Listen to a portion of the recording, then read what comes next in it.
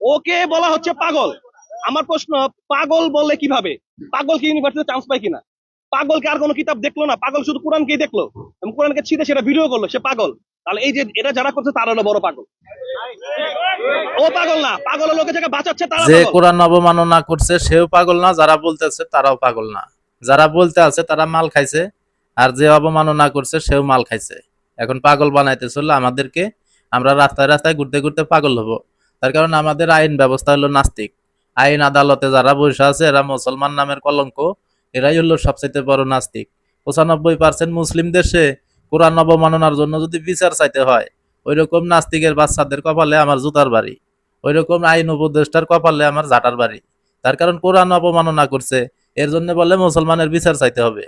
ভিডিওটা বিদ্যুৎ গতিতে শেয়ার করুন। ওইরকম আইন উপদেষ্টা, আইন ব্যবস্থা, আমরা ওইখানে টয়লেট বানাইতে চাই। ওইরকম আইন আর আমাদের দরকার নাই। যে দেশে কোরআনকে অবমাননা করলে আইন ব্যবস্থায় বিচার হয় না, ওইরকম আইনের উপরে আমরা পেচ্ছাব করি, পায়খানা করি।